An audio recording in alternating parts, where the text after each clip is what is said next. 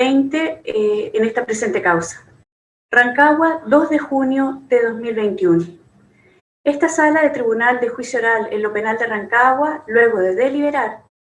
resolvió por votación unánime condenar a Ulises Octavio Labrín Garrido y a FCSM como coautores del delito de homicidio calificado del ofendido Tomás Acevedo Olea. Para llegar a tal decisión, se ha tenido en consideración lo siguiente. En cuanto al delito de homicidio, no fue discutido por los intervinientes que el día 27 de julio de 2019, poco antes del mediodía, la víctima, Tomás Acevedo Olea, fue citado a fin de que concurriera a reunirse con F en las cercanías del Puente Zamorano, ubicado en la comuna de San Vicente de Tahuatahua, donde ésta se encontraba con el coimputado Ulises Labrín. Ya en el lugar, el ofendido fue abordado por Labrín Garrido, quien portaba un arma blanca con la cual le ocasionó numerosas lesiones, las que alcanzaron un número aproximado de entre 267 y 280 heridas, siendo a lo menos 8 de ellas de carácter mortal, las que le provocaron la muerte por anemia aguda, teniendo como causa originaria heridas cortantes múltiples por agresión por arma blanca, lesiones vitales, recientes y del tipo homicida. En relación al hallazgo del cadáver, se contó con la información aportada por el carabinero Gonzalo Córdoba, quien indicó que el día 27 de julio de 2019 ingresó al turno de las 20 horas, siendo informado de que habría una presunta desgracia del joven Tomás Acevedo Olea. Y al día siguiente, a eso de las 00:15 horas, recibió un llamado de la unidad para trasladarse al Puente Zamorano por el hallazgo de una persona fallecida y encontrada por bomberos. Con la ayuda de los voluntarios, cruzó las compuertas del estero zamorano e ingresaron a una abertura de zarzamoras, percatándose de la presencia de una persona fallecida, por lo que aisló el sitio del suceso hasta la llegada de carabineros. Relato que fue complementado con los dichos de los voluntarios de bomberos Carlos Vega Olea y Juan Carbacho Acevedo, indicando el primero de ellos que a las 10:30 de la noche se activó el aviso de un muchacho perdido, por lo que se dirigieron al Puente Zamorano, donde se dividieron los voluntarios. Le correspondió revisar un camino que se dividía en dos, llegando hasta una pequeña cueva que se formó naturalmente con zarzamoras, y hallaron un cuerpo que vestía las mismas ropas descritas por un pariente de Tomás con el cual se encontraron en el sector. El segundo de los nombrados dio cuenta de haber participado en el mismo hallazgo, luego de haber sido informado por Vega Olea, informando lo sucedido al comandante de bomberos, quien a su vez entregó este antecedente a carabineros para el resguardo del lugar. Ambos deponentes señalaron haber observado manchas de sangre cercanas al cuerpo del ofendido. Las lesiones fueron descritas por el detective Juan Reyes, quien se constituyó en el sitio del suceso cerca de las 2 de la madrugada del día 28 de julio de 2019, quien hizo un reconocimiento externo del cadáver, señalando que éste presentaba diversas heridas cortantes, punzantes y cortopunzantes en la cabeza, cara, cuello, extremidades superiores, tórax anterior y posterior, algunas de ellas en zonas de alto riesgo vital y otras que destacó que se trataron de acciones defensivas, las que tenían una data de entre 12 a 14 horas.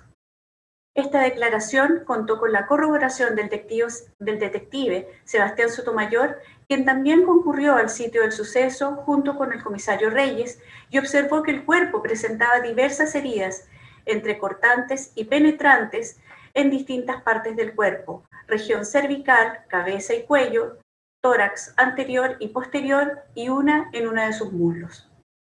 Por su parte, el médico legista Alfredo Pérez Gorigoitía introdujo con su declaración la autopsia practicada el día 28 de julio de 2019 por el ex médico legista Juan Villagrán García, quien observó múltiples lesiones del tipo cortante y cortopunzantes, algunas denodadas que llegaban hasta el hueso, tanto en la región temporal izquierda, 17 lesiones, región parietal izquierda, 48 lesiones, zona parietal derecha, 39 lesiones, y en la zona temporal derecha, 3 lesiones. Además, en la región occipital, en la nuca, 33 lesiones, dentro de las cuales algunas lesionan el hueso y una pasa a través del cráneo, lesionando la dura madre. En el cuello, región posterior derecha, se observaron 8 lesiones cortopunzantes y una de ellas atravesó con 8 centímetros hacia los tejidos internos del cuello, destacando otro tipo de lesiones. Agregó que a lo menos 8 de estas eran del tipo mortal, las que por sí solas podrían ocasionar la muerte. Hizo referencia a numerosas lesiones en los brazos y antebrazos. Concluyó que la causa de muerte fue la indicada previamente. En cuanto a la participación de los acusados, respecto a la intervención de Labrín Garrido, no solo se contó con su reconocimiento como autor directo e inmediato, de acuerdo a su declaración prestada durante la audiencia de juicio, sino que también con los dichos que refirió durante la investigación al funcionario de la PDI, Sebastián Sotomayor.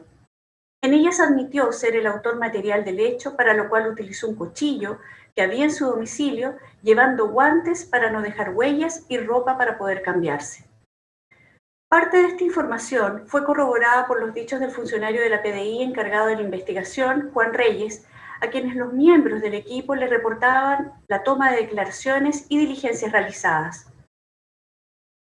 Se destacan las conversaciones de WhatsApp entre el acusado y F el 1 de agosto de 2019, en que la joven le recrimina lo sucedido al indicar, comillas, tampoco era que le hicieras tanto daño al cuerpo, cierre de comillas, clara alusión al ataque, obtenidas desde el teléfono celular de Ulises Labrín, de acuerdo a lo informado por el detective Carlos Gálvez. En cuanto a la intervención del delito por parte de FSM, en este caso resultó esencial lo declarado por el coimputado Ulises Labrín en cuanto al conocimiento previo que tenía la joven de la conducta que finalmente concretó. Para ello, se contó con las imágenes de los videos de las cámaras de seguridad del Departamento de Aseo y Ornato de la comuna de San Vicente de Tahuatahua, en donde se observó la llegada de 2 personas hacia el sector del puente Zamorano y sus compuertas, poco antes del mediodía, para luego salir, una de ellas al encuentro de una tercera persona, aproximadamente a las 12:50 horas, a la que esperó para luego adentrarse en la vegetación por el mismo lugar que inicialmente lo hicieron los primeros 2. Al finalizar, se observó salir a las 2 primeras personas, después de unos 25 minutos, unas de ellas vistiendo ropas diferentes a las del ingreso. Esta evidencia fílmica fue explicada por el comisario Juan Reyes y a través de una toma fotográfica de las mismas por el subcomisario Vargas, antecedente respecto del cual también se refirió parcialmente el testigo de cargo Sebastián Sotomayor. Lo anterior guarda relación directa con la información que F aportó durante la investigación el día 2 de agosto de 2019 a los detectives Sotomayor y Sepúlveda, en cuanto a que efectivamente se reunió con Ulises en las cercanías del puente Zamorano y caminaron a las compuertas para luego dirigirse a los senderos. Una vez allí, Ulises la envió a buscar a Tomás, lo que hizo, y regresó con este dirigiéndose hacia donde estaba Labrín, momento en que se enfrentaron verbalmente y observó que su pololo sacó de entre sus ropas un cuchillo con el cual atacó a Tomás, quien le dijo que corriera, lo que hizo en dirección a las compuertas, deteniéndose cuando se percató que nadie la seguía. Después de un rato, que no pudo definir, apareció Ulises cambiado de ropa y que Tomás había arrancado. Estos antecedentes resultaron suficientes para dar por establecida la participación en el delito de homicidio calificado de Tomás Acevedo, pues el relato realizado por Ulises en la audiencia de juicio referido al conocimiento de la coimputada tenía un propósito homicida. Si bien no guarda relación o concordancia con su primer relato prestado el día 2 de agosto de 2019 ante la PDI, este entregó una explicación razonable en el sentido que en un primer momento entendió que su polola había sido violada por Tomás y por lo tanto fue una víctima y debía responder por su actuar. Pero al enterarse de que la situación era distinta, al conocer en una audiencia de formalización que la joven había tenido una relación, al parecer consentida con el ofendido, decidió dar a conocer los hechos. También se valoró para establecer su autoría en los hechos los mensajes de WhatsApp encontrados en el teléfono de Ulises Labrín, a los cuales se refirió el funcionario de la PDI Carlos Gálvez, de fecha 31 de julio, en el que no existen mensajes anteriores, siendo las conversaciones más relevantes las del 1 y 2 de agosto de 2019, en la que F le informó que debía de ir a la PDI, agregando, comillas, estoy en las cámaras igual que tú, cierre de comillas. Luego F le dice que le pidieron el registro de llamadas agregando, comillas, cagué por tu culpa, cierre de comillas. Vuelvo a abrir comillas, si voy dentro, tú igual, si tú me obligaste a esta huevada. Nunca pensé que lo apuñalarías tanto. Enseguida la joven le dice, comillas, si hoy me pillen diré todo, cierre de comillas, y tú vas a ser el que irá preso por celos y por todo. Luego, Ulises refiere, si te violentó sexualmente el huevón. Y su interlocutor respondió, tampoco era para que le hicieras tanto daño al cuerpo. Tú me amenazaste, Ulises, ten en cuenta eso. Todas estas conversaciones respaldan el relato que prestó Labrín Garrido en la audiencia de juicio en cuanto al conocimiento e intervención de F, toda vez que de las palabras y términos empleados por la joven se advierte que no solo tenía conocimiento de que se usaría un cuchillo, sino además cuál era el propósito final, pues de lo contrario no se explica la terminología empleada por esta al referir tampoco era que le hicieras tanto daño al cuerpo. Lo analizado encontró contenido en el hallazgo del teléfono de F, una fotografía en la que se observó un sujeto, en este caso Tomás, cruzando las compuertas del estero Zamorano hacia el lugar donde fue hallado el cuerpo, sin que en tal gráfica se observe la presencia de F, como sería de esperar si el teléfono hubiese estado en poder de Ulises, como la joven sostuvo ante la policía. Ello teniendo en cuenta que, de acuerdo a las cámaras de seguridad que grabaron el ingreso de Tomás a las compuertas, la otra persona se trataba de F, que lo esperaba al otro lado. La participación de Ulises Labrín como autor directo e inmediato del hecho se encuentra en lo prescrito en el mismo artículo 391 del Código del Ramo al llevar a cabo la acción de matar prevista en dicha norma. En el caso de F, su intervención es la del artículo 15, número 3 del mismo código, pues se concertó con el imputado para facilitar los medios y para llevar efecto el delito, además de presenciarlo sin tomar parte en él. En cuanto a lo primero, por haber sido ella quien determinó el lugar del ataque, toda vez que de la prueba aportada por la propia defensa, quedó claro que Ulises no conocía el sector del puente Zamorano, situación diversa a la de F. De otra parte, en cuanto a la segunda circunstancia, en relación al haber presenciado el hecho sin haber actuado en él, se cumplió desde el momento de conocer el propósito homicida y encaminó a la víctima al lugar, permaneciendo en el mismo aun cuando no tuviera visión del acometimiento hasta la conclusión del propósito buscado. De esta manera se descartó la pretensión de la defensa de calificar la participación de F en alguna de las figuras del artículo 16 o 17 del Código Penal, esto es, en calidad de cómplice o encubridora, lo que la defensa no desarrolló de manera alguna, sirviendo como fundamento lo analizado previamente.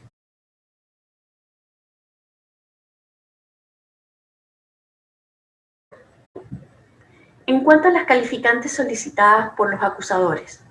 respecto de Ulises Labrín Garrido, el tribunal estimó concurrente la causal cuarta del número 1 del artículo 391 del Código Penal, esto es, el ensañamiento, la que supone aumentar deliberada e inhumanamente el dolor del ofendido. En el presente caso, dicha circunstancia se ha fundado por parte de los persecutores en las múltiples y graves lesiones que fueron encontradas en el cuerpo de la víctima. Sobre la multiplicidad y gravedad de las lesiones, el médico legista Alfredo Pérez Goregoitía manifestó, al exponer la pericia, que encontró en el cuerpo más de 280 lesiones, respecto de las cuales describió en el informe tanatológico, como ya se dijo. Precisó que estas lesiones en la zona parietal de la cabeza fracturaron el cráneo y una de ellas logró atravesar la masa encefálica, lesión que por sí sola podría haber provocado la muerte. Agregó que las lesiones que mantenían el cuello, las que eran abundantes en número, lesionaron la carótida, zona que de por sí sangra profusamente, más aún cuando se lesionaron órganos del aparato respiratorio, por lo que la persona pudo ahogarse en su propia sangre. También estimó que las heridas que presentaban el ofendido en la espalda ingresaron por la cavidad torácica, lesionando el hígado. Es decir, de todas las heridas que presentaba el cuerpo de la víctima, 8 al menos por sí solas eran capaces de haber provocado la muerte. De tal manera que resultaba innecesario causar un mayor dolor del infligido en cualquiera de las 8 lesiones de carácter mortal, lo que da cuenta del propósito de provocar un sufrimiento en Tomás. Dijo también que es muy difícil determinar cuál herida fue primero y después, pero sí se puede decir que las heridas fueron provocadas en vida y que las lesiones finales pueden ser las de la cabeza y las de la región torácica posterior, porque son las que presentaban menor infiltración sanguínea. Por último, indicó que la persona falleció durante el ataque y que probablemente el agresor continuó lesionándolo una vez que la persona ya había perdido el conocimiento y estaba en proceso de muerte. En base a tales antecedentes y a las declaraciones de los funcionarios policiales que describieron el sitio del suceso, el tribunal estimó probada la calificante invocada, pues se consideró acreditado el elemento objetivo y subjetivo de dicha circunstancia. Por una parte, la magnitud y multiplicidad de las lesiones permiten establecer que efectivamente y de forma innecesaria e inhumana, el dolor ocasionado a Tomás Acevedo Lea excedió de forma evidente aquel que naturalmente ocasiona la muerte, pues su cuerpo fue sometido a una gran cantidad de lesiones en zonas denominadas vitales, que indudablemente le produjeron un sufrimiento mayor, puesto que, según lo dijo el perito, estaba con vida al momento en que fueron ejecutadas, aun cuando alguna de ellas presentaban menor infiltración sanguínea. Lo anterior quedó también establecido con el mérito del testimonio de la madre de la víctima, a quien se le impidió ver su cadáver por parte de los funcionarios policiales, precisamente por la gran cantidad de lesiones y sangre que tenía el rostro y el cuerpo. Por otra parte, en relación al elemento subjetivo, aquel derivó también de la multiplicidad de las heridas y gravedad de las mismas, a lo que se suma el propósito del autor de reivindicar o de proteger la honra de su polola, al haber sido informado por ella que la persona agredida la había violentado sexualmente. Esta calificante no concurre respecto de F, en atención a que no participó en el acometimiento físico, ni tampoco existió algún antecedente probatorio que diera cuenta más allá del concierto homicida que existía entre los acusados, lo que se encuentra acorde además al haberse encuadrado su participación en el artículo 15, número 3 del Código Penal.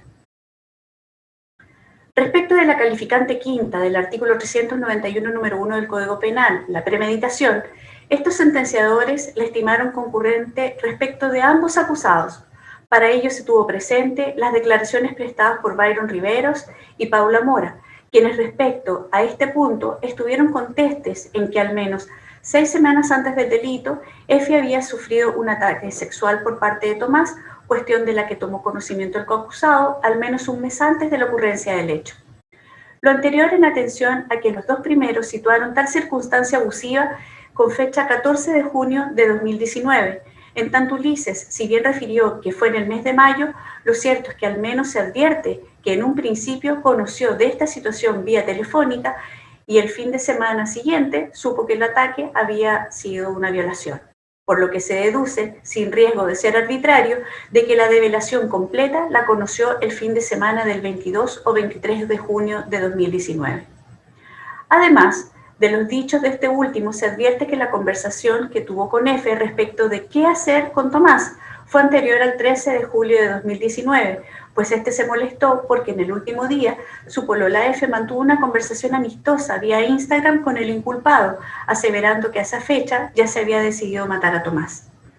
Esta versión, aportada por Labrín Garrido, encontró respaldo probatorio con los diversos mensajes de WhatsApp que mantuvo con la joven, los que fueron rescatados desde su teléfono, en los que, como ya se indicó, F le señaló que debía concurrir a la PDI y que si la pillaban contaría todo. Pero no solo esto fue considerado para esta calificante, ya que del teléfono de F se obtuvo que ésta el mismo día 27 de julio de 2019 se contactó con Tomás entre las 11:04 y 11:24 minutos, en las que le insistió en reunirse y que si bien no se señala el lugar de encuentro, aquello se determinó a través de la fotografía de Tomás cruzando las compuertas del estero y que resultó ser compatible con las imágenes en que F va al encuentro del ofendido en un momento inmediatamente anterior, cuando ya conforme a los videos obtenidos de las cámaras del Departamento de Aseo y Ornato de la Ilustre Municipalidad de San Vicente, Ulises ya se encontraba en el lugar.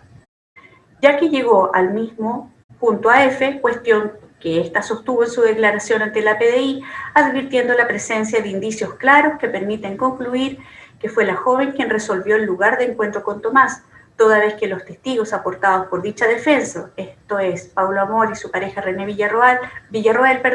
fueron contestes en sostener que el pololeo de Ulises con F era en la casa y en el living, que no salían. Este antecedente guarda relación con la información aportada por el testigo de la defensa, Alejandro Cifuentes. Además de lo anterior, se contó con el apoyo de las mismas imágenes obtenidas desde las cámaras de video en que se observó la concurrencia al mentado estero de los dos acusados, como ellos lo reconocieron, Ulises en el tribunal y F ante la detective Andrea Sepúlveda. Los mensajes de WhatsApp en que F le informa a Ulises Labrín que aparecen en los videos captados en dichas cámaras.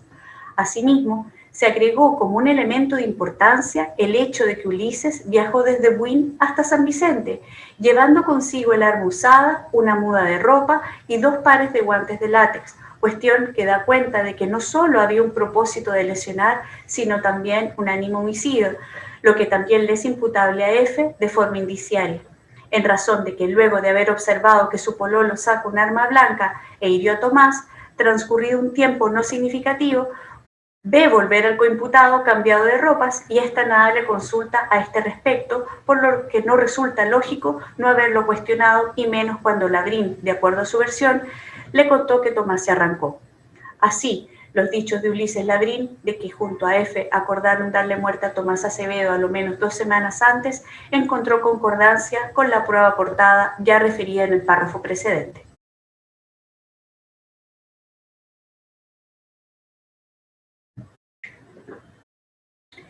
En lo que dice relación con la calificante de alevosía levantada por los acusadores, este tribunal la valora como parte de la premeditación, toda vez que las circunstancias que constituyen la calificante en estudio se encuentran en este caso comprendidas en esta. Ahora, en cuanto a las agravantes solicitadas por la Fiscalía y la querellante, estas serán analizadas en esta ocasión por no ser ajenas al hecho punible. En cuanto a la contenida en el artículo 12, número 12, esto es, ejecutarlo de noche o en despoblado. En cuanto a lo primero, claro está que aquello no concurre, pues el delito se cometió a plena luz del día. Respecto del concepto de despoblado, si bien el lugar del acometimiento era un lugar con frondosa vegetación, especialmente zarzamoras, como lo describieron todos los testigos que se posicionaron en el sitio del suceso, lo cierto es que fue la propia prueba de cargo la que descartó esta agravante cuando el comisario Reyes dio cuenta de que la primera agresión aconteció en la huella que identificó como 1 y que es aquella que se emplaza en la ribera del estero zamorano, agregando incluso que existe la posibilidad que personas que estuvieran en la ribera opuesta tuvieran la visión de lo que allí ocurre, lo que no acontece en el sendero número 2, donde fue encontrado finalmente el cuerpo. Antecedente que da cuenta que el lugar donde se ultimó a la víctima fue accidental, toda vez que tanto Ulises como F dieron cuenta que Tomás, ante la primera agresión con arma blanca, huyó en dirección opuesta a la de la joven, que lo hizo hacia las compuertas. También se valoró que la mayor de Carabineros, Dora Manríquez, indicó que desde el sitio del suceso al lugar donde se encuentran las viviendas más cercanas hay entre 120 a 200 metros de distancia y que de acuerdo a las fotografías proyectadas había 2 construcciones de madera emplazadas a un costado del estero muy próximos al puente zamorano. De otra parte, no debe olvidarse que el bombero Carlos Vega refirió que al constituirse en el sector del puente pasadas las 22:30 horas, luego de las compuertas del estero, había un grupo de jóvenes en un carrete, lo que da cuenta de que no se trataba de un lugar totalmente despoblado. En cuanto al agravante de responsabilidad del artículo 12, número 20, el tribunal también la desestimó toda vez que el uso de arma blanca resultó ser inherente a la ejecución del hecho materia del juicio y de no haber existido no podría concretarse tal ilicitud. En relación a las alegaciones de la defensa de Ulises Labrín Garrido, cabe tener presente que tanto en sus alegatos de apertura y cierre no cuestionó ni el hecho punible ni la participación de su representado. Y en cuanto a las calificantes y agravantes, este tribunal ya se pronunció previamente, no correspondiendo a hacerse cargo en esta etapa procesal de las atenuantes de irreprochable conducta anterior y colaboración sustancial por hacer ajenas al hecho punible. Respecto a las alegaciones de la defensa de FSM, diversas a las obviamente ya resueltas. Se dirá en primer término que en cuanto a las observaciones referidas a la descripción del hecho de la acusación que no fueron demostradas con la prueba aportada y que fueron contradichas por esta, se dirá que si bien aquello es efectivo, el núcleo central de los hechos imputados y objeto del juicio, como es el homicidio calificado, ya establecido, no se vieron alterados de manera alguna, no concordando este tribunal con lo afirmado por el señor fiscal, que tales alegaciones eran meras minucias, pues tal interviniente es quien se autoimpuso la obligación de probar la totalidad de los hechos descritos en la acusación y consecuente autoapertura. De esta manera, el hecho de haber incorporado información o antecedentes de contexto dentro de las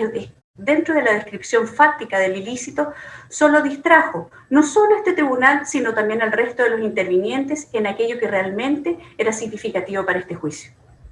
Por otra parte, la defensa postuló la infracción de garantías constitucionales consistente en el incumplimiento de los artículos 302 y 305 del Código Procesal Penal, la cual se habría configurado la diligencia de incautación del teléfono celular que usaba F en atención a que en el acta que da cuenta de aquello, a pesar de haber sido firmada por la madre de la acusada, no contaba con alusión alguna a estos artículos, tal como lo reconoció la funcionaria Andrea Sepúlveda, quien intervino en esta diligencia, aun cuando precisó que tales advertencias habían sido realizadas antes de la toma de declaración de Paula Mora, cuestión que no fue controvertida por esta defensa.